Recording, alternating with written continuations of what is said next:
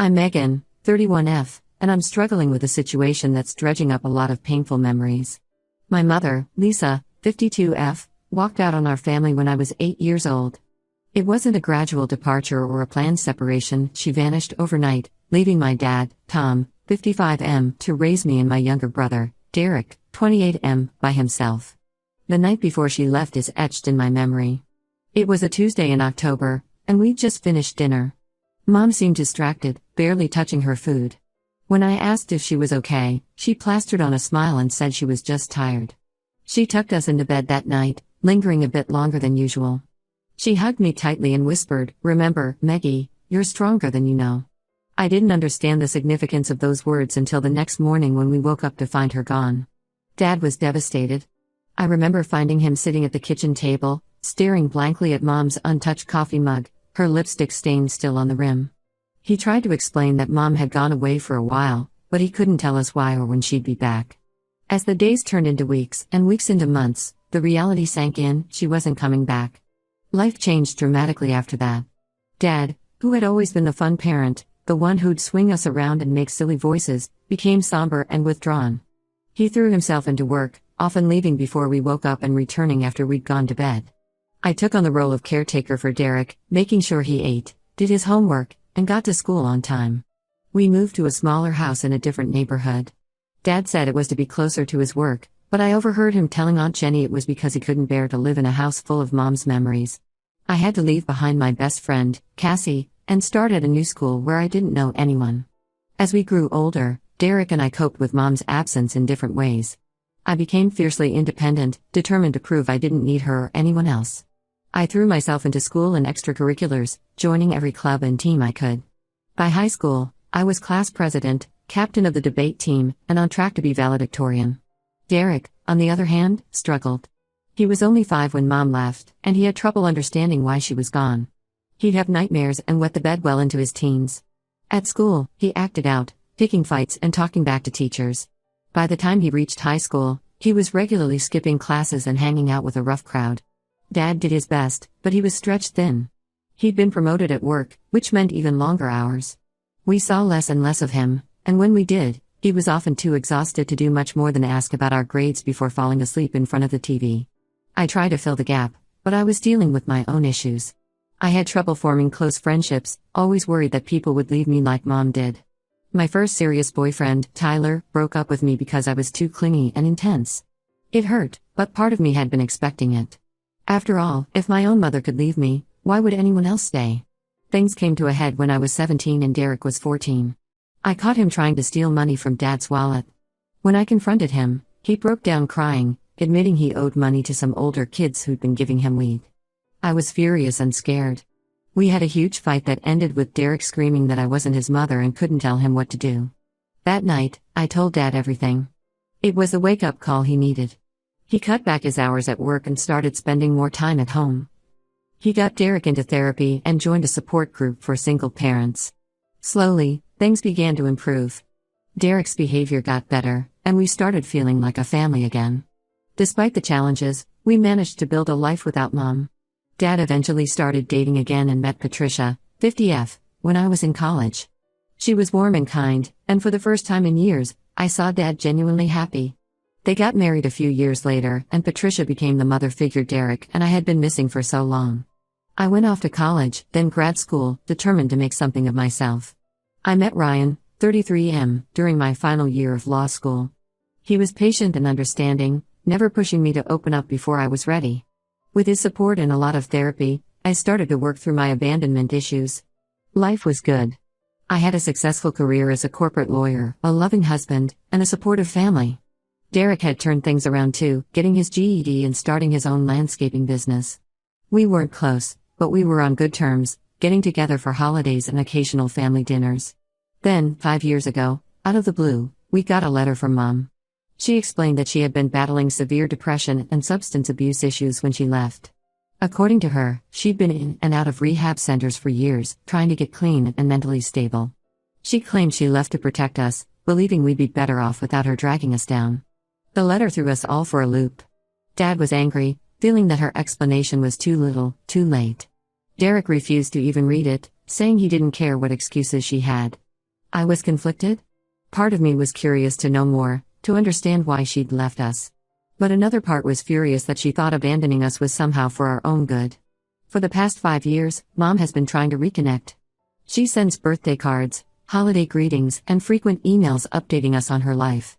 She's been sober for 7 years now, has a steady job as a librarian, and has remarried to a man named Carl, 57M. I've maintained minimal contact, replying to her messages occasionally but keeping her at arm's length. Derek has blocked her on everything. Now, here's where things get complicated. I recently found out I'm pregnant with my first child. Ryan and I are overjoyed. When Mom found out, through a mutual family friend, she reached out, expressing her desire to be a part of her grandchild's life. She's been calling and texting nonstop, talking about wanting to make up for lost time and be the grandmother she never got to be as a mother. She's even offered to move closer to us to help with the baby. I don't know how to feel. On one hand, I understand that addiction is a disease, and I'm glad she got help. But on the other hand, she missed out on so much of our lives. She wasn't there for my first heartbreak, my high school graduation, or my wedding. How can I trust her to be there for my child? Ryan thinks I should give her a chance, saying people can change. But Derek is furious that I'm even considering it. He says letting her back in would be a betrayal to Dad and Patricia, who have been there for us all these years. I told Mom I needed time to think about it, but she's been pushy, saying she has a right to know her grandchild. This rubbed me the wrong way. After all, she gave up her rights when she walked out on us. Last week, things came to a head when Mom showed up unannounced at our house. She was crying, begging for a chance to explain herself in person. I was so shocked and overwhelmed that I shut the door in her face and called Ryan to come home from work. Now I'm torn. Part of me wants to forgive and give her a chance to be in my child's life. But a bigger part of me is scared of letting her in, only for her to disappoint us again. I don't want my child to experience the pain of abandonment like I did. I'd have her considering keeping my mother out of my life and my future child's life, despite her attempts to reconnect. Update 1, it's been about a month since my last post, and a lot has happened. First, I want to thank everyone for their thoughtful responses. Your perspectives really helped me process my feelings and decide on my next steps. After much consideration and many discussions with Ryan, I decided to meet with my mom, but on my terms. I arranged for us to meet at a neutral location, a quiet cafe near my workplace, so I could leave if things got overwhelming. The day of the meeting, I was a bundle of nerves. I got to the cafe early and chose a table in the corner, my back to the wall so I could see the entrance. When Mom walked in, I almost didn't recognize her. The woman I remembered had always been meticulously put together, with perfectly styled hair and manicured nails. This woman looked softer somehow, her hair streaked with gray and laugh lines around her eyes. She hesitated when she saw me, and for a moment, I thought she might turn and run.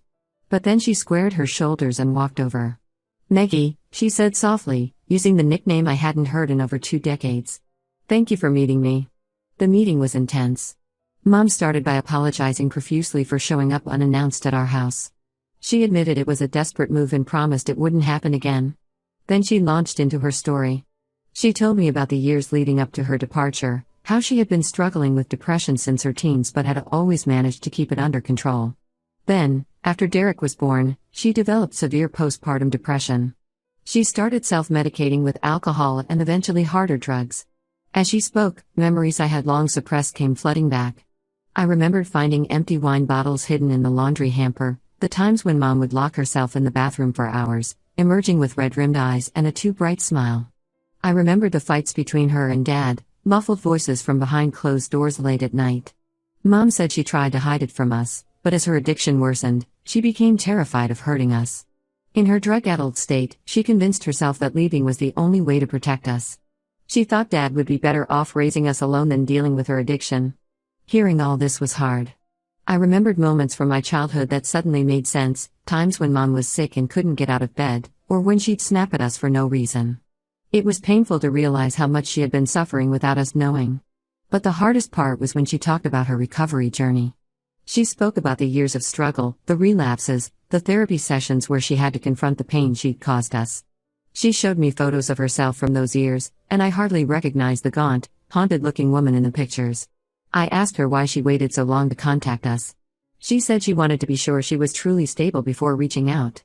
She was terrified that if she came back into our lives and then relapsed, it would hurt us even more. As she spoke, I found myself remembering the good times too. The way she'd sing off-key while making pancakes on Sunday mornings. How she taught me to braid my hair, her fingers gentle as she showed me how to weave the strands together. The sound of her laugh, warm and full, when Dad told one of his corny jokes. I also thought about Patricia, the woman who had stepped into the role of mother when we needed it most. Patricia, who had sat with me for hours helping me choose my prom dress, who had cheered the loudest at my law school graduation, who had held my hand and calmed my nerves on my wedding day. I felt a pang of guilt, as if considering letting Mom back into my life was somehow a betrayal of Patricia's love and support. By the end of our meeting, we were both in tears. I didn't forgive her, I'm not sure I ever fully can, but I did feel like I understood her better. The anger and hurt were still there, but alongside them was a new feeling of empathy. I told her I wasn't ready for her to be a full-time grandmother figure, but I was willing to start with small steps. We agreed to weekly phone calls and monthly in-person meetings. I made it clear that any slip-ups or pushy behavior would result in me cutting contact again. When I got home and told Ryan about the meeting, he was supportive but cautioned me to take things slow. He suggested we both attend Al-Anon meetings to learn how to set healthy boundaries with Mom. I was hesitant at first, it felt like admitting there was still a problem, but I agreed it might be helpful. The real challenge came when I told Derek about my decision. I invited him over for dinner, wanting to tell him in person. As soon as the words left my mouth, I saw his face harden. He was furious, accusing me of betraying our family. "How can you forget everything she put us through?" he demanded. "What about Dad? What about Patricia?" We had a huge argument that ended with him storming out and blocking my number. I was left standing in my kitchen, feeling like I'd lost my brother all over again. Ryan held me as I cried, assuring me that Derek would come around eventually. But I couldn't shake the feeling that in trying to heal one relationship, I might have irreparably damaged another. Dad and Patricia were surprisingly understanding when I told them. While they're not thrilled about Mom being back in the picture, they respect my decision to try and rebuild a relationship with her. Dad even shared that he'd forgiven Mom years ago, not for her sake, but for his own peace of mind. Patricia hugged me and said, "Honey, there's no rulebook for situations like this. You have to do what feels right for you." As for the pregnancy, everything is going well. We found out we're having a girl, and Mom's been respectful about not overstepping when it comes to baby-related things. She asks how I'm feeling but doesn't push for more involvement than I'm comfortable with. I'm still unsure about the future, but for now, I'm taking it one day at a time. Each week, as I talk to Mom on the phone, I feel like I'm getting to know her all over again. Sometimes it's easy, and we laugh about silly things like we used to. Other times it's hard, and the weight of the past hangs heavy between us. But we're trying, and right now, that feels like enough. Thanks again for all your support, Reddit.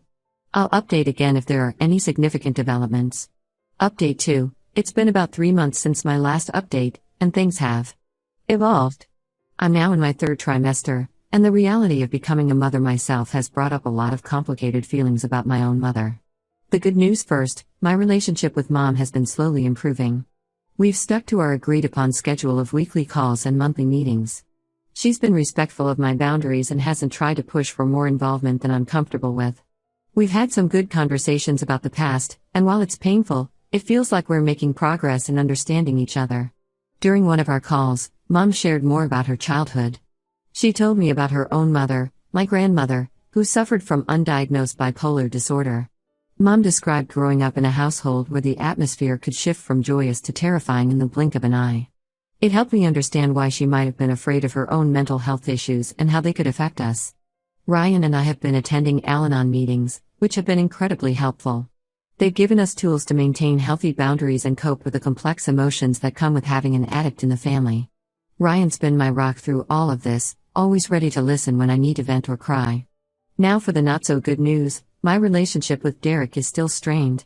He's barely speaking to me, only sending the occasional terse text to check if I'm okay. I miss my little brother terribly, but I'm trying to respect his feelings and give him space. It's hard, especially now as I prepare for the baby. I always imagined Derek would be an involved uncle, but now I'm not sure he'll even want to meet his niece. The situation came to a head last month at Dad and Patricia's anniversary party. It was the first time all of us, including Mom, were in the same room together. The tension was palpable from the moment we arrived. I could see Mom nervously fidgeting with her necklace, the same one Dad had given her on their 10th anniversary, I realized with a start. Patricia, ever the gracious hostess, was trying to keep everyone comfortable, but I could see the strain in her smile. Dad was unusually quiet, his eyes darting between Mom and Derek. Derek showed up late, clearly having had a few drinks. When he saw Mom, he froze for a moment, then his face twisted into a sneer. He started making loud, sarcastic comments about family reunions and prodigal mothers. Dad tried to calm him down, but Derek was on a roll. Then he turned to me and started berating me for letting her back in. He accused me of forgetting all the times we cried ourselves to sleep wondering why Mom didn't love us enough to stay. It was like all the hurt and anger he'd been bottling up for years came pouring out. I was in tears, caught between wanting to comfort my brother and defend my decision. That's when Mom stepped in. She walked up to Derek, looked him in the eye, and said, "You're right to be angry. I failed you both in the worst way possible. I don't expect forgiveness, but please don't punish your sister for being more willing to hear me out. If you want to be angry at someone, be angry at me." Derek stared at her for a long moment, then turned and walked out of the party. Mom followed him, and they had a long talk in the backyard. I don't know exactly what was said, but when they came back in, Derek looked drained but calmer. He came over to me, gave me a hug, and whispered, "I'm sorry, Meg. I'm trying to understand, I promise." It wasn't forgiveness or acceptance, but it felt like a tiny step in the right direction. Since then, things have been a bit easier. Derek and I have had a few phone conversations. He's still not comfortable with Mom being around, but he stopped giving me grief about my choices. He even asked about the baby, which felt like a huge breakthrough. As for Mom, seeing her stand up for me to Derek changed something in our relationship. It was the first time I felt like she was truly acting like a mother, putting her children's needs before her own feelings. It didn't erase the past, but it gave me hope for the future. With the baby due in just a couple of months, I'm feeling cautiously optimistic.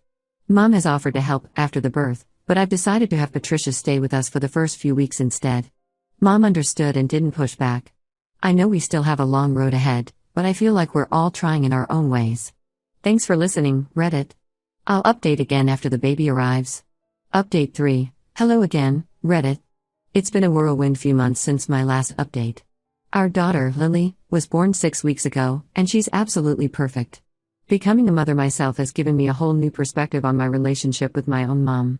The birth itself was intense but beautiful. Ryan was amazing throughout the whole process, and Patricia was a godsend in those first few weeks. Her calm presence and practical help made the transition to parenthood so much smoother. Now, onto the family dynamics. Mom respected our wishes and didn't come to the hospital or try to visit in those first couple of weeks. Instead, she sent a beautiful hand-knitted blanket for Lily with a note saying she was there whenever we were ready. When Lily was 3 weeks old, we invited Mom over to meet her. It was emotional, to say the least. Seeing Mom hold Lily, tears streaming down her face as she whispered promises to be the best grandmother she could be, hit me hard. For the first time, I truly understood the depth of what she must have gone through to leave us. It didn't excuse her actions, but it helped me empathize. Derek came to meet Lily a week later. He was clearly uncomfortable with Mom being there, but he made an effort to be civil. Watching my brother hold my daughter, I saw a softness in him I hadn't seen in years. He looked up at me and said, "She's got your eyes, Meg." Then, after a pause, he added, "And Mom's smile." It wasn't much, but it felt like a peace offering. Since then, we've been navigating this new family dynamic day by day. Mom comes over once a week to spend time with Lily. She's been respectful of our parenting choices and hasn't tried to overstep. Seeing her with Lily, I catch glimpses of the mother I remember from my early childhood, warm, loving, and fully present. Derek is slowly coming around. He and I have started having regular brother-sister dinners, just the two of us. We're rebuilding our relationship, and while we still disagree about Mom, we're learning to respect each other's choices. Dad and Patricia have been incredible throughout all of this. They've been supportive without being pushy, always ready to lend a hand or an ear when needed. Seeing Dad and Mom in the same room, cordially coexisting for the sake of their grandchild, is something I never thought I'd witness. As for me, becoming a mother has been transformative. Holding Lily, I'm struck by how fiercely I love her, how I would do anything to protect her. It's made me reflect on my own childhood and my relationship with Mom in new ways. I still struggle with the pain of the past, but I'm also hopeful for the future. I've started individual therapy to work through my complex feelings about Mom and our family history. It's bringing up a lot of old hurt, but it's also helping me process and move forward. I don't know what the future holds for our family. There are still tensions and unresolved issues. But looking at Lily, I'm reminded of the power of new beginnings. We're not a perfect family, but we're trying. And for now, that's enough. Thank you, Reddit, for being part of this journey with me. Your support and advice have been invaluable. I probably won't update again unless something major happens, but know that your kindness has made a real difference in my life.